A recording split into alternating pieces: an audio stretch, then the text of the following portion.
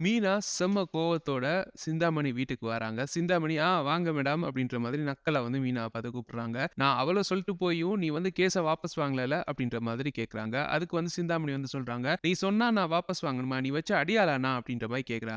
அப்ப உடனே வந்து மீனா வந்து சொல்றாங்க, "என் பின்னாடி எத்தன பேர் வாராங்கன்னு பாரு" அப்படின்ற மாரி சொல்றாங்க. அப்படியே பின்னுக்கு திரும்பி பார்த்தா கிட்டத்தட்ட ஒரு 10, 15 பேர் வாராங்க. எல்லாருமே வந்து சிந்தாமணியால பாதிக்கப்பட்டவங்க. அப்ப வந்து சிந்தாமணி கேட்குறாங்க, "என்ன இவங்க எல்லாத்தையும் கூட்டிட்டு வந்து அராஜகம் பண்ண போறியா?" அப்படின்ற மாரி கேட்குறாங்க. அதுக்கு வந்து மீனா வந்து சொல்றாங்க, "அந்த மாதிரியெல்லாம் பண்ண தேவையில்ல. இவங்க வந்து உன்னால எவ்வளோ பாதிக்கப்பட்டுருக்காங்க அப்படின்னு சொல்லி எல்லாத்தையும் வந்து எழுதி தந்துட்டாங்க. எத்தனையோ பேர்கிட்ட வந்து அவங்க வந்து வட்டி, அசல் எல்லாமே குடுத்தும் அவங்கவங்க வீட்டு பத்திரத்த திருப்பி குடுக்காம வச்சிருக்க நீ. இவ்வளோ கேவலமான புத்தி கொண்டவல்ல நீ" அப்படின்ற மாரி கேட்குறாங்க. அதுக்கு வந்து சிந்தாமணி வந்து சொல்றாங்க, "அவங்கவங்க எப்படியும் மறுபடியும் கடன் வாங்க வருவாங்க. அதனால பத்திரம் என்கிட்டயே இருக்கட்டுமே அப்படின்னு சொல்லி நான் வச்சுக்கிட்டு, அவங்களுக்கு வேணும்னா திருப்பி குடுக்க போறேன்" அப்படின்ற மாரி சொல்றாங்க. அப்ப உடனே வந்து மீனா வந்து சொல்றாங்க, "அவங்க கேட்டு நீ குடுக்கல. இப்ப வந்து எனக்கு கதை சொல்றியா?" அப்படின்ற மாரி கேட்குறாங்க. அப்ப வந்து சிந்தாமணி வந்து சொல்றாங்க, "இப்ப எதுக்கு இங்க வந்து இப்படி பண்ணிட்டு இருக்க? கெளம்பு" அப்படின்ற மாரி சொல்றாங்க. அப்ப உடனே வந்து மீனா வந்து சொல்றாங்க, "இத வந்து உன்கிட்ட சொல்ட்டு போலாம் அப்படின்னு தான் வந்தேன். அவ்வளோ சொல்லி நீ வந்து கேஸ வந்து வாபஸ் வாங்கல. இப்ப நான் இத கொண்டு போய் நேரா போலீஸ் ஸ்டேஷன்ல வந்து குடுக்க போறேன். வந்து உன்ன அரெஸ்ட் பண்ணிட்டு போவாங்க. அதுக்கு பிறகு கம்பி எண்ணிட்டு நல்லா களி தின்னுட்டுரு" அப்படின்ற மாரி சொல்ட்டு மீனா கோவத்துல அங்கருந்து கிளம்பி போறாங்க.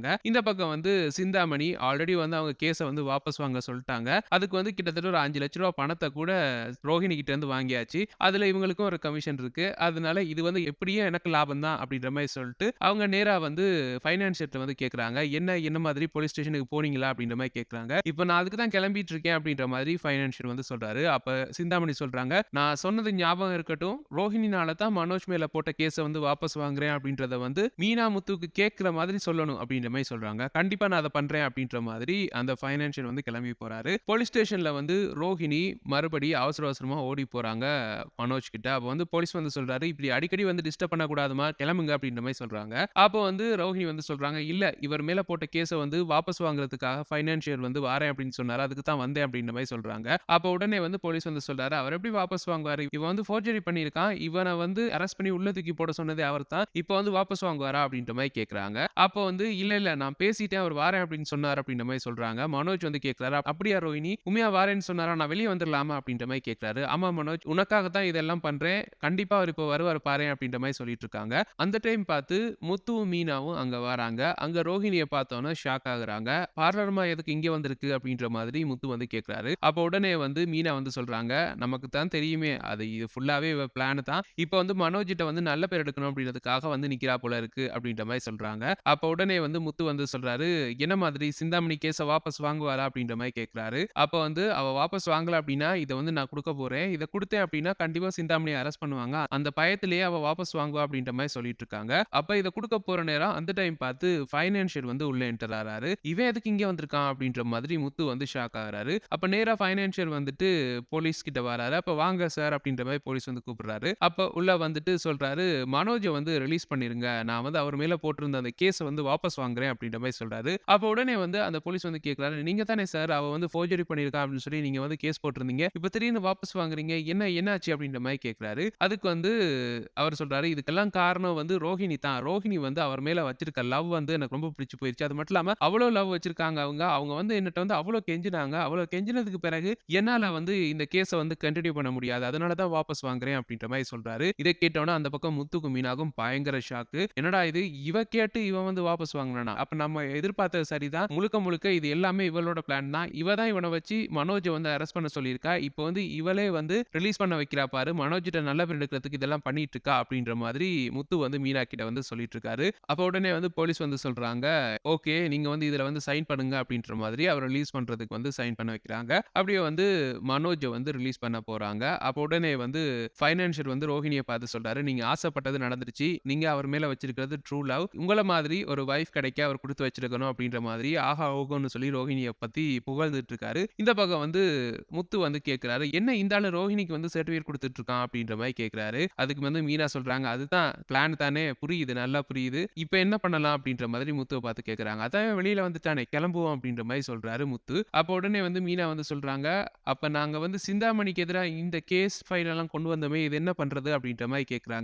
அப்ப வந்து முத்து சொல்றாரு, "இத வந்து போலீஸ்ல குடுப்போம்" அப்படின்ற மாரி சொல்றாரு. "ஆமா, அதுதான் சரி" அப்படின்ற மாதிரி மீனா வந்து சொல்றாங்க. அப்ப உடனே வந்து முத்து சொல்றாரு, "நாங்க வந்து இத வந்து நீ தலைவி ஆனோனயே இத நாங்க டீட்டெயில் எல்லாம் எடுத்து குடுத்துருக்கணும். இப்ப பாரு மனோஜுக்காக இத எடுத்துட்டு குடுத்துட்டு வந்த மாதிரி ஆயிருச்சு. இப்ப இத குடுக்காம விட்டோம் அப்டின்னா, முழுக்க முழுக்க சுயநல வேல பார்த்த மாதிரி ஆயிரும். அதாவது மனோஜுக்காக தான் இதெல்லாம் பண்ணோம். மனோஜ் வெளிய வந்துட்டான் அப்டின்னோன, இத நாங்க கொண்டு போய் குடுக்கல அப்டின்ற மாதிரி ஆயிரும். நாங்க கொண்டு போய் குடுப்போம். போலீஸ் வந்து மிச்சத்த பார்த்துக்கட்டும் அப்டின்ற மாதிரி சொல்றாரு முத்து. உடனே வந்து மீனா சொல்றாங்க, "இது தாங்க சரி. நானும் என் மனசுல வந்து உறுத்திக்கிட்டே இருந்துச்சு. அவங்க அவ்ளோ கேட்டு அந்த டைம் வந்து நான் அத பண்ணல. இப்ப இவருக்கு மனோஜுக்கு இப்டி ஆயிருச்சு அப்டின்றதுக்காக இவ்ளோ இறங்கி பண்றோம். அதாவது நம்ம வீட்டு ஒருத்தருக்காக இப்டி பண்ணிட்டு அவர் வந்து வெளியில வந்துட்டார் அப்டின்னோன, இத வந்து பாதியிலே விட்டுட்டோம் அப்டின்னா, எல்லாருமே எங்கள தான் தப்பா நெனைப்பாங்க. நாங்க வந்து குடுப்போம் அப்டின்ற மாதிரி நேரா வந்து போறாங்க. அப்ப வந்து மனோஜ் வந்து கேட்கிறாரு, "அதான் நான் வந்துட்டேனேடா! என்னத்த கொண்டு போய் குடுக்குறீங்க?" அப்டின்ற மாரி கேட்கிறாரு. "இது வேற விஷயம். நீ கெளம்பு" அப்டின்ற மாரி சொல்ட்டு போலீஸ் கிட்ட வந்து இந்த கம்ப்ளைண்ட் வந்து குடுக்குறாங்க. இது வந்து சிந்தாமணிக்கு எதிரான கம்ப்ளைண்ட் அப்டின்ற மாரி குடுக்குறாங்க. அப்ப அந்த இடத்துல வந்து ஃபைனான்ஷியர் வந்து இருக்காரு. அப்ப முத்துவ வந்து ஃபைனான்ஷியர் வந்து பார்க்குறாரு. பார்த்துட்டு கேட்கிறாரு, "என்ன எவ்ளோ ட்ரை பண்ணியும் முடியலல்ல?" அப்டின்ற மாரி கேட்கிறாரு. அப்ப உடனே வந்து முத்து வந்து சொல்றாரு, "இல்ல என்ன நடக்குதுன்னு எனக்கு நல்லாவே புரியுது. இத கூடிய சீக்கிரம் வந்து கண்டுபிடிக்கிறேன்" அப்டின்ற மாரி சொல்றாரு. அப்ப ஃபைனான்ஷியர் வந்து சொல்றாரு, "எத கண்டுபிடிக்கிறீங்களோ இல்லையோ, என் பணத்த மட்டும் கொண்டு வந்து குடுத்துருங்க" அப்டின்ற மாரி சொல்ட்டு அவர் அங்கருந்து கிளம்பி போறாரு. அப்ப உடனே வந்து போலீஸ் வந்து சொல்றாரு, "இந்த கம்ப்ளைண்ட்ட வந்து நீங்க எழுதி குடுத்துட்டு போங்க அவர்கிட்ட" அப்டின்ற மாதிரி எழுதி குடுக்க அனுப்புறாங்க. அப்படியே வந்து இவங்க எல்லா டீட்டெயிலையும் குடுத்துட்டு வெளிய வராங்க. அங்க வந்து மனோஜ் நேரா வந்து ரோஹிணிட்ட போறாரு. ரோஹிணிட்ட போயிட்டு, "ரொம்ப தேங்க்ஸ் ரோஹிணி" அப்டின்ற மாரி சொல்றாரு. ரோஹிணி, "இதுக்கு என்ன மனோஜ், உனக்காக பண்ணாம வேற யாருக்கு பண்ண போறேன்" அப்டின்ற மாரி சொல்றாங்க. அப்ப வந்து மனோஜ் வந்து சொல்றாரு, "இல்ல ரோஹிணி, நீ வந்து அடிக்கடி என் கூட வந்து சேர ஆசைப்படும் பொழுது, நான் வந்து எவ்வளோ வாட்டி உன்ன வந்து காயப்படுத்தியிருக்கேன். அம்மா பேச்ச கேட்டு இப்படி நடந்துக்கிட்டேன்" அப்டின்ற மாரி சொல்றாரு. இத வந்து முத்துவும், மீனாவும் அந்த பக்கத்துல இருந்து கேட்டுக்கிட்டு இருக்காங்க. அந்த டைம் பார்த்து விஜயா ஆட்டோல வந்து இறங்குறாங்க. அவங்களால மனோஜ விட்டுட்டு வீட்ல இருக்கவே முடியல. மனோஜ பார்க்கறதுக்காக வாராங்க. அங்க பார்த்தோம்னா, மனோஜ் வந்து வெளிய இருக்கிறத பார்த்து ஷாக் ஆகுறாங்க. மனோஜ் வெளிய வந்துட்டானா அப்டின்ற மாரி சந்தோஷப்படுறாங்க. ஆனா பக்கத்துல ரோஹிணிய பார்த்தோனே ஒரு மாதிரியா கோவம் ஒண்ணு வருது, முறைக்கிறாங்க. ரோஹிணிக்கு விஜயா வந்தது தெரிஞ்சிருச்சு. உடனே வந்து இதுதான் சரியான நேரம் அப்டின்ற மாரி சொல்லி, "மனோஜ், நான் உன்ன ஏமாத்தி இருக்கேன் தான். அதுக்கு வந்து என்ன மன்னிச்சிடு. ஆனா நான் வந்து உன் மேல வச்சிருக்க லவ் வந்து உண்மையான லவ். அதுக்கு வந்து இதுதான் ஒரு எக்ஸாம்பிள்" அப்டின்ற மாரி சொல்லிட்டு உடனே வந்து மனோஜ வந்து ஹக் பண்றாங்க. இத வந்து விஜயா பார்த்து பயங்கரமா ஷாக் ஆகுறாங்க. பயங்கர கோவம் வருது. நேரா வாராங்க முத்து, மீனா கிட்ட. முத்து, மீனாவும் இத பார்த்து ஷாக் ஆகுறாங்க. "என்னடா நடக்குது இங்க?" அப்டின்ற மாரி ஷாக் ஆகுறாங்க. மனோஜுக்கு என்ன பண்றதுன்னு தெரியல. அந்த டைம் வந்து ரோஹிணி ஹெல்ப் பண்ணியிருக்காங்க. அதனால மனோஜ் வந்து நார்மலா இருக்காரு. "தேங்க்ஸ் ரோஹிணி" அப்டின்ற மாரி மறுபடியும் சொல்லிட்டு இருக்காரு. விஜயா வந்து கேட்குறாங்க முத்து கிட்ட, "என்ன நடக்குது? இத நீ பார்த்துக்கிட்டு இருக்க. போய் தடுக்க மாட்டியா?" அப்டின்ற மாரி கேட்குறாங்க. அப்போ வந்து முத்து வந்து கேட்குறாரு, "அவன் என்ன சின்ன பையனா? அவனுக்கு தடுக்க தெரியாதா அத? நான் தான் போய் தடுக்கணுமா?" அப்டின்ற மாரி கேட்குறாரு முத்து. அப்போ உடனே வந்து விஜயா செம்ம கோவத்துல அங்க போயிட்டு 2 பேரையும் பிரிச்சு விட்டுட்டு, ரோஹிணி கன்னத்துல வந்து பலார்ன்னு ஒரு அறை விடுறாங்க. "என்ன பண்ணிட்டு இருக்க?" அப்டின்ற மாரி கேட்குறாங்க.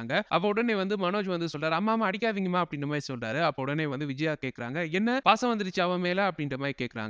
அப்போ வந்து மனோஜ் வந்து சொல்றாரு, "இல்லம்மா, இல்லம்மா, ரோஹிணினால தான் நான் இப்ப வெளியவே வந்தேன்" அப்டின்ற மாரி சொல்றாரு. "இவனாலயா? இந்த பிச்சைக்காரி உன்ன வெளிய எடுத்தாளா?" அப்டின்ற மாரி கேட்குறாங்க. அப்போ உடனே வந்து மனோஜ் வந்து சொல்றாரு, "இவ பேசி தான் அந்த ஃபைனான்சியர் வந்து இந்த கேஸ வந்து வாபஸ் வாங்குனாரு. மத்தபடி நம்ம வீட்ல அத பண்றேன், இத பண்றேன்னு சொல்லி திரிஞ்சிட்டு இருந்தாங்களே, அவங்களாலலாம் இந்த கேஸ் வந்து வாபஸ் வாங்கல" அப்டின்ற மாதிரி நேரா முத்துவையும், மீனாவையும் பார்த்து எகத்தாளமா பேசுறாரு. அப்போ வந்து முத்து வந்து சொல்றாரு மீனா கிட்ட, "பாத்தியா, இவனுக்காக நாங்க இவ்வளோ ஓடிட்டு இருக்கோம். நம்மள வந்து எகத்தாளமா பேசுறான். இவன் வாங்குன கடன நீயே அடன்னு விட்டிருந்தா தெரிஞ்சிருக்கும். அப்பா இதுல சம்மந்தப்பட்டதால தான் நான் இதுல இறங்க வேண்டியதா போயிருச்சு. இல்லன்னா நீயே ஏதாச்சும் பண்ணிக்க அப்டின்னு சொல்லி விட்டுட்டு வந்திருப்பேன்" அப்டின்ற மாரி சொல்றாரு. உடனே வந்து மீனா சொல்றாங்க, "அவங்கள பத்தி தானே தெரியுமே, விடுங்க" அப்டின்ற மாரி சொல்றாங்க. விஜயாவும் இவங்கள அப்டியே முறைச்சு பார்த்துட்டு, அங்க இருந்து "கிளம்பு மனோஜ்" அப்டின்ற மாரி மனோஜ் வந்து கூப்பிடுறாங்க. அப்ப வந்து ரோஹிணி வந்து ஆன்டி அப்டின்ற மாதிரி விஜயா வந்து கூப்பிடுறாங்க. அப்ப வந்து விஜயா சொல்றாங்க, "நீ என் கூட பேசாத" அப்டின்ற மாரி கோவத்துல வந்து மனோஜ வந்து இழுத்துட்டு வராங்க. அப்ப உடனே வந்து ரோஹிணி வந்து சொல்றாங்க, "நீங்க எல்லாம் இவ்ளோ ட்ரை பண்ணீங்களே, நான் தான் மனோஜ வெளிய கொண்டு வந்தேன். அந்த நன்றி உணர்ச்சி கூட இல்லையா உங்களுக்கு?" அப்டின்ற மாரி கேட்கறாங்க. அப்ப உடனே வந்து விஜயா வந்து கேட்கறாங்க, "ஆமா, அன்னைக்கு வந்து போலீஸ் ஸ்டேஷன்ல வந்து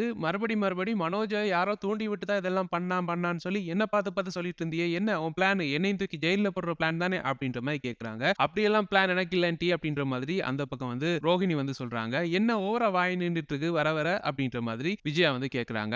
அப்ப வந்து ரோஹிணி வந்து சொல்றாங்க, "உங்க கூட இப்படி பேசினா தானே சமாளிக்க முடியும். மீனா மாதிரி வாய மூடிட்டு இருக்க சொல்றீங்களா?" அப்டின்ற மாரி கேட்கறாங்க. அப்ப உடனே வந்து முத்து வந்து சொல்றாரு, "உங்க பிரச்சனைய நீங்க பார்த்துக்கங்க. இதுல வந்து என் பொண்டாட்டி மீனா வந்து இழுக்க வேணாம்" அப்டின்னு சொல்லி கோவமா சொல்லிட்டு, அங்க இருந்து கிளம்பி, "வா மீனா போலாம்" அப்டின்ற மாரி மீனா வந்து கூட்டிட்டு போறாரு. அப்படியே வந்து விஜயா வந்து, "இவ கிட்ட என்ன பேச்சு? வா மனோஜ்" அப்டின்ற மாரி மனோஜோட கைய பிடிச்சு இழுத்துட்டு போறாங்க. ரோஹிணி வந்து மனோஜ வந்து பார்த்துக்கிட்டு இருக்காங்க. அவங்களுக்கு வந்து உள்ளுக்குள்ள ஒரு கவலை. என்ன அப்டின்னா, இவ்வளோ பண்ணியும் மனோஜ் வந்து அம்மா பேச்ச கேட்டு பின்னிக்கே போறானே அப்டின்ற மாதிரி யோசிக்கிறாங்க. அதுக்கு பிறகு அவங்களே வந்து யோசிக்கிறாங்க, கிருஷிக்கு பெரிய சொத்துன்னு வரப்போது.